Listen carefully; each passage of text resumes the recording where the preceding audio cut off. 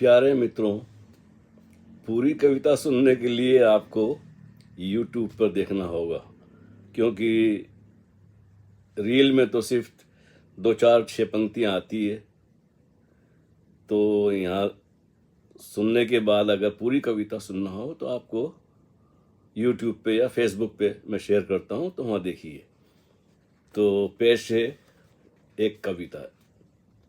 मैं एक नाम हूँ, मैं एक नाम हूँ, एक जिस्म हूँ या सिर्फ ख्याल हूँ मैं एक नाम हूँ, एक जिस्म हूँ या सिर्फ ख्याल हूँ मैं।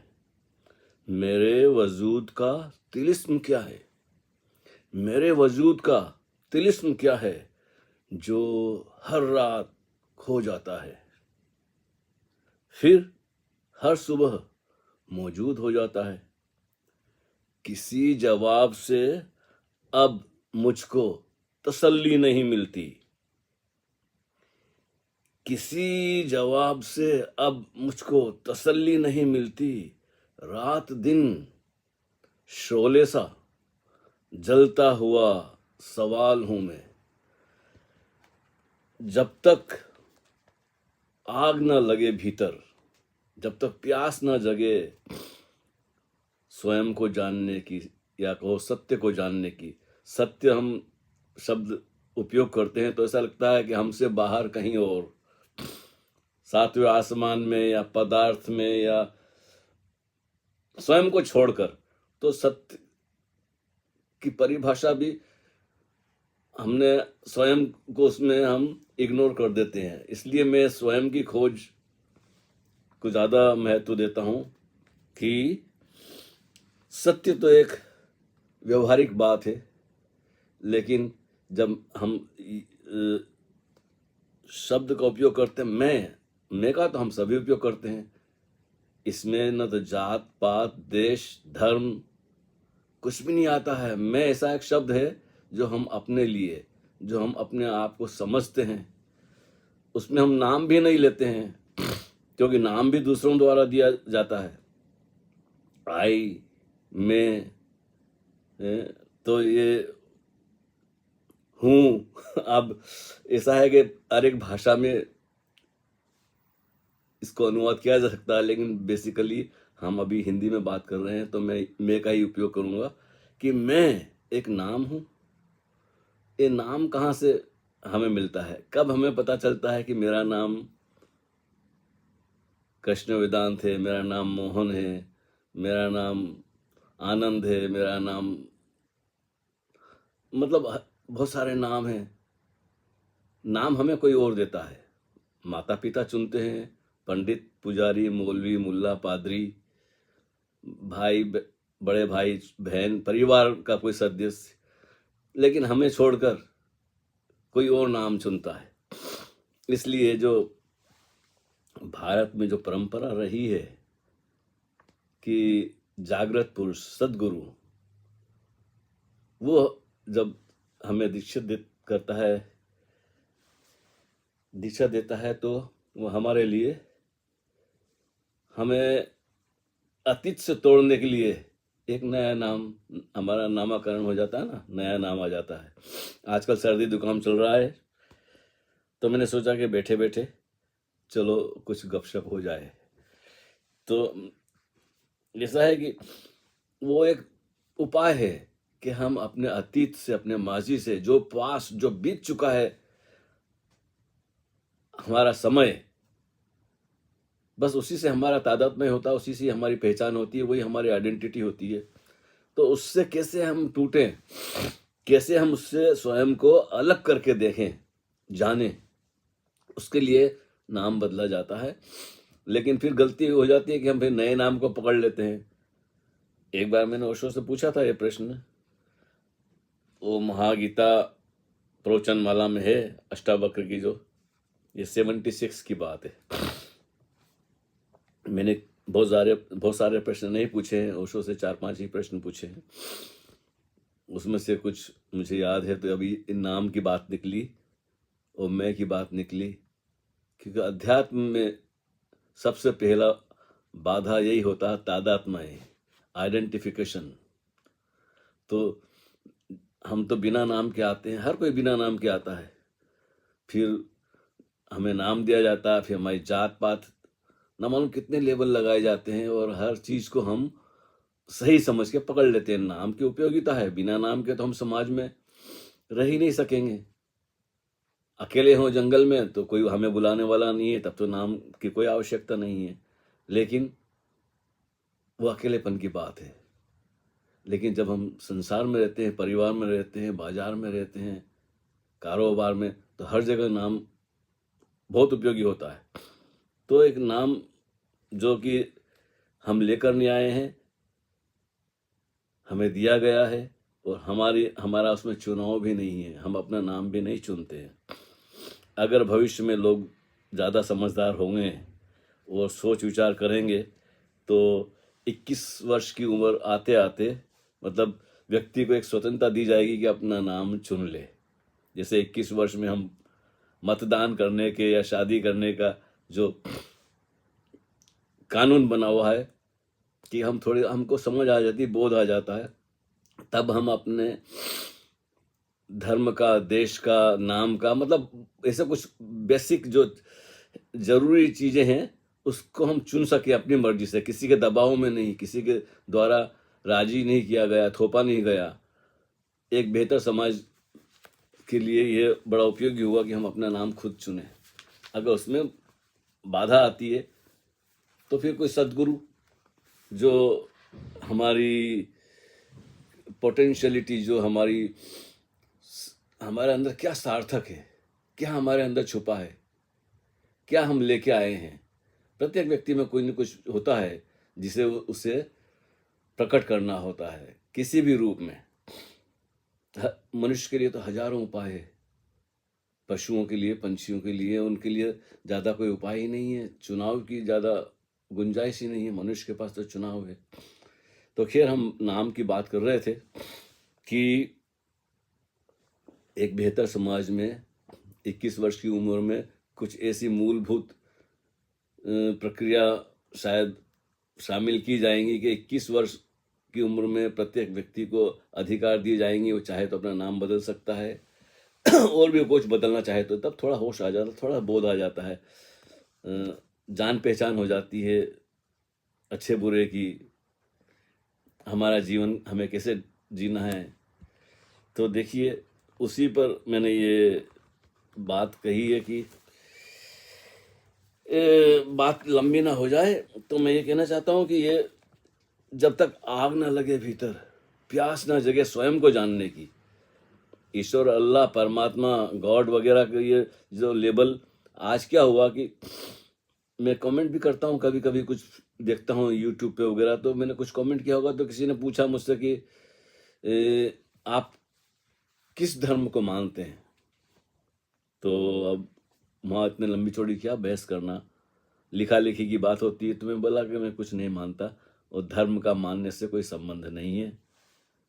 तो छोटे से मैं जवाब दिया था, लेकिन फिर मैंने सोचा कि इतना संक्षिप्त में सामने वाला समझे ना समझे, तो मन में आया कि चलो, अगर उसके अंदर सच में ही प्यास होगी तो उसमें लिखा मैं किसी को नहीं मानता, तो फिर वो अगर आप कहें किसी से कि नहीं मानते हैं तो समझते हैं कि आप नास्तिक हैं, एथीस्ट हैं।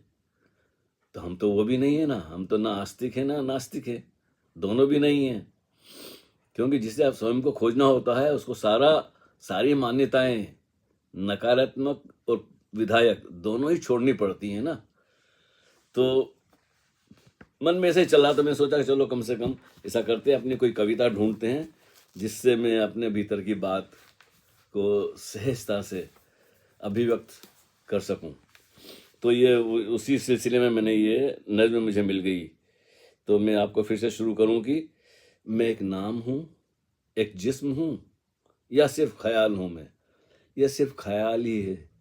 हम जो भी हैं, नाम इज इंक्लूडिंग ना तो हम नाम है, ना ये रूप है, ये बदलता है। शरीर तो बदल रहा है, जो अभी आपके सामने दिखाई दे रहा है, सफ़ेद दाढ़ी मूछ वाला, लंबे बाल वाला, कभी ये चेहरा मेरे पास था नहीं। अभी भी मैं देखता हूँ तो सोचता हूँ कि ये कौन है। अब बड़ा अजनबी सा लगता है मुझे, लेकिन फिर भी मैं इससे भी राजी नहीं हूं, कभी उससे भी राजी नहीं था। कितने चेहरे आए इस चेहरे के पहले, कितने चेहरे आए मेरे जीवन में, और अभी तो और भी बदलेंगे चेहरे। तो ऐसा है कि जो बदल जाए वो सत्य नहीं। ट्रुथ कैन नॉट चेंज, और what ever changing is not the truth. जो भी बदल जाता है वो सत्य नहीं हो सकता। सत्य तो सदा न सदा सदा के लिए है, सनातन है, न उसकी कोई सीमा है। उसकी परिभाषा करना ही मुश्किल है, क्योंकि स्वानुभूति है। वो स्वानुभूति तो शब्दों में कही जाती है, वहाँ स्व भी नहीं रहता है। तो फिर वो हमारे पास तो सारे शब्द ऐसे हैं कि कितना भी बच के निकलो को मौन रहना ही उचित है। लेकिन मौन रहकर भी कुछ कहना हो तो शब्दों का सहारा लेना पड़ता है। काश मौन होकर ही सब कुछ कहा जा सकता।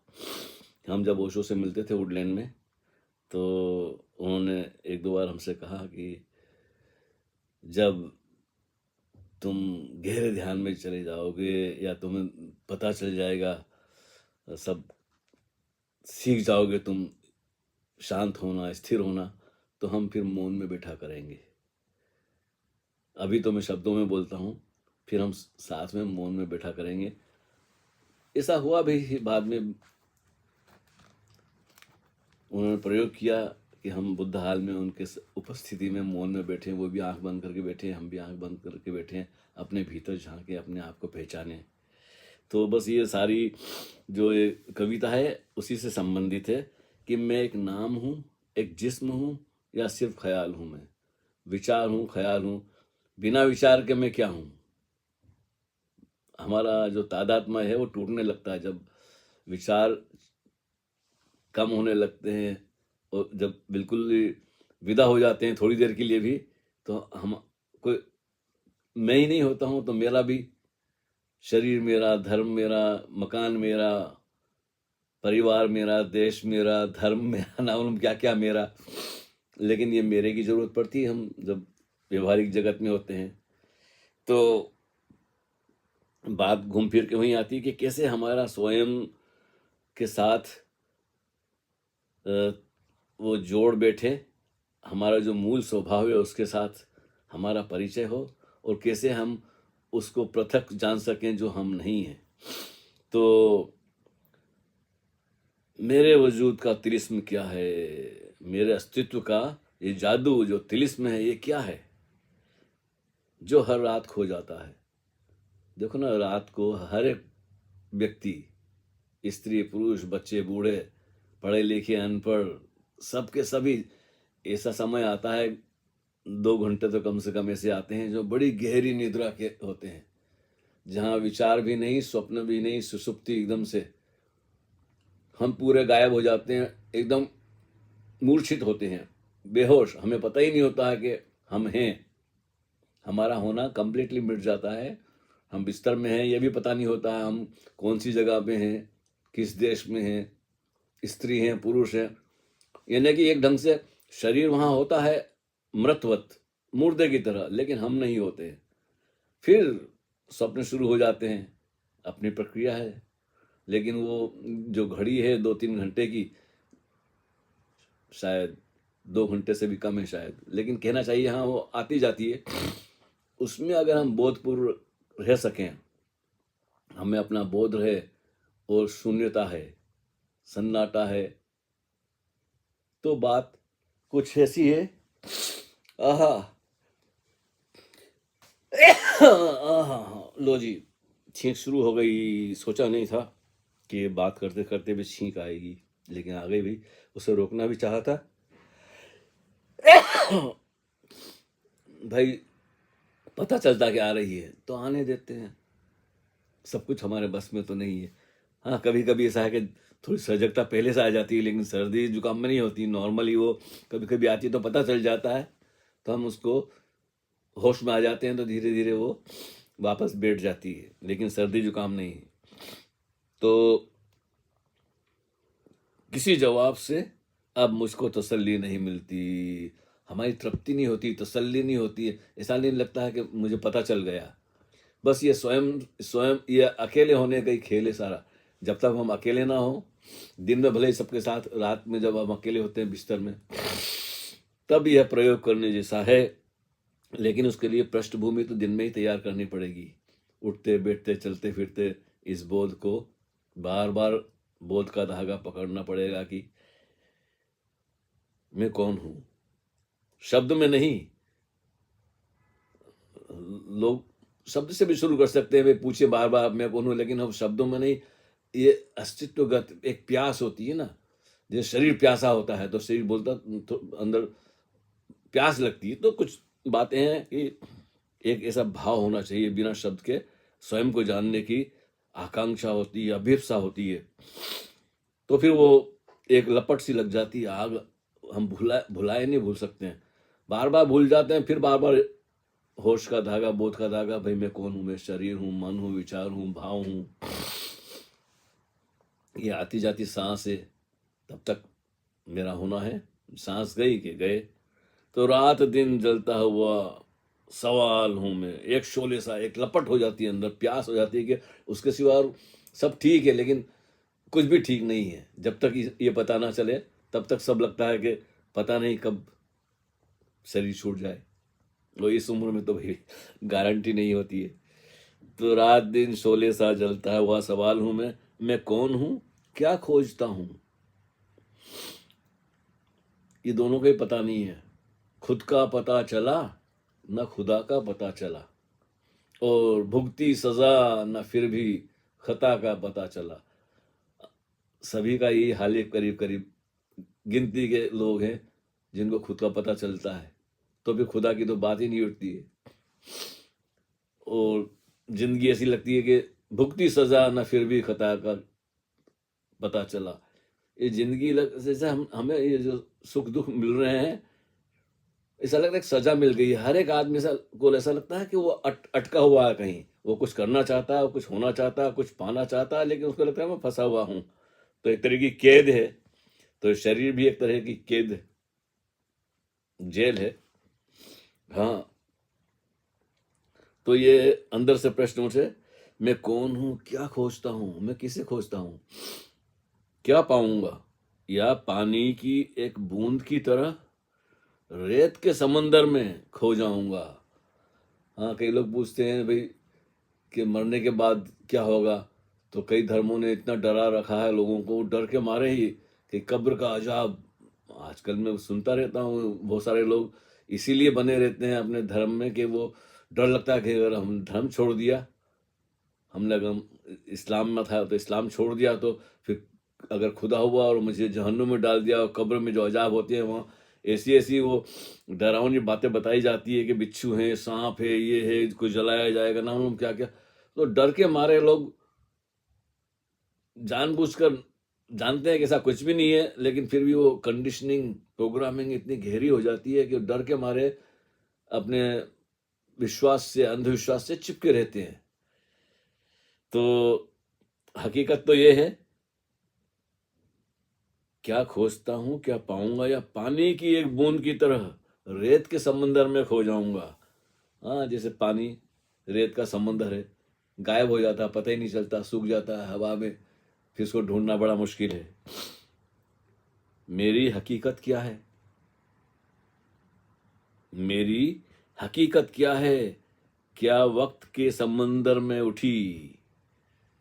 इस वक्त का जो समय का सागर है, क्या वक्त के समंदर में उठी सिर्फ एक लहर का उरूज और जवाल हूं मैं। क्या इस समय के सागर में उठी हुई एक लहर हूं, और फिर खो जाऊंगी। उत्थान और पतन जिसको बोलते हैं हम, लहर का उठना जीवन है, और लहर का वापस गिर जाना समंदर में मृत्यु है। वो लहर उठी थी और खो गई। अब पानी की लहर तो सेकंड लगते हैं, मिनट लगते हैं ज्यादा से ज्यादा। लहर उठती बड़ी तो उसको वापस समाप्त होने में थोड़ी देर लगती है। शरीर भी लहर है। ये भी जिन पदार्थों से निर्मित हुआ है, 5 तत्वों से, वो हमारे चारों तरफ है, उनके बिना ये चल नहीं सकता। और वो पानी पीते हैं और पीना भी पड़ता है और बाहर उसको छोड़ना भी पड़ता है, सांस भी अंदर लेनी पड़ती है, भोजन भी लेना पड़ता है, जो भी हम लेते हैं उसे वापस देना पड़ता है। मतलब वही जैसा समुद्र की लहर ऊपर उठी और फिर नीचे गिरी, तो समझो ना, हम हवा, पानी, अग्नि सब हम ग्रहण करते हैं और फिर उसको बाहर भी निकालते हैं शरीर से। ऐसा हमें ये कहना ही उचित नहीं है कि हम निकालते हैं बाहर, वो निकलता है, हम उसे रोक भी नहीं सकते। शरीर ग्रहण करता है और शरीर ही छोड़ता है। ये स्वचालित यंत्र है शरीर, ऑटोमेटिक मशीन। ये अपना कार्य करती रहती है, इसको फ्यूल की जरूरत पड़ती है, पेट्रोल की जरूरत पड़ती है, और वही भोजन, पानी, हवा, पानी जो भी हम खाते पीते हैं, इससे ये शरीर का इंजन चलता रहता है और ये चेहरा बदलता रहता है। नाक, नक्श, आवाज, बातचीत, पसंद नापसंद, कितने खेल हम खेलते हैं जीवन भर। तो ये मैंने सोचा कि एक कविता सुना दूं। सुनाना तो किसी और को चाहिए था, लेकिन मुझे नहीं पता था वो पूछने वाला कौन था। मैंने तो कमेंट में भाई एक लाइन लिख दी, इससे ज़्यादा क्या लिख सकते हैं, क्योंकि बहुत कुछ बातें हैं, जब तक हम खुलकर साफ साफ ना करें ना, तब तक साफ कहने के बाद भी नहीं पहुंचती है बात, तो फिर चुप रह के कैसे पहुंचेगी बात। ये तो बड़ी बात है, ये तो सदगुरु के सत्संग में झलक मिल जाती है कि हाँ, जब वो बार बार दोहरा रहे हैं कि मौन होना है, चुप होना है, अपने आप में स्थिर होके, शांत होके बैठना है, और कुछ नहीं करना है, करना नहीं है, होना है। जस्ट बीइंग हियर नाउ करो तो भी उसमें बात लंबी हो जाती है। तो केवल होना मात्र जो है, वहाँ अगर हम सच में प्रयास करेंगे तो आएगा, धीरे धीरे झलक मिलेगी। किस होने में समय नहीं होता, वर्तमान तो समय ही नहीं है, बस तो सारा अस्तित्व यहाँ और अभी है। समय तो हमारा उपयोगिता की बातें हैं, हमारी उपयोग संसार की बातें हैं। अब मैं बैठ के लंदन में बोल रहा हूँ, अभी समय क्या हुआ है, मेरा ख्याल है 8:30-9 बज रहे होंगे। देखते हैं जी, देखते हैं तो अभी आपको एक 8:08 हुए हैं शाम के। हाँ, और भारत में कितने बजे होंगे देखते हैं। देखो आजकल ये यंत्र ऐसा है कि क्या क्या इसमें पता चल जाता है पल भर में, न किसी को फोन करना पड़ता है, ना पूछना पड़ता है। 1 मिनट में इसमें पता चल जाता है कि भाई दिल्ली में तो 1:38 हुए हैं रात के, तो लोग सोए हैं गहरी निद्रा में, और हमारे यहाँ शाम हुई है, कहीं दोपहर हुई है, कहीं सुबह हुई है।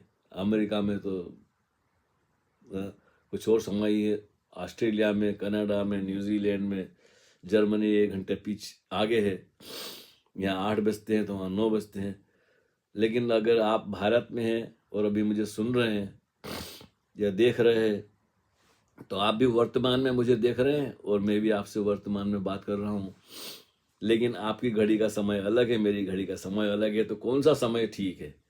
आपकी घड़ी जो बता रही है वो समय ठीक है, या जो मैं यहाँ घड़ी में देख के बता रहा हूँ वो ठीक है?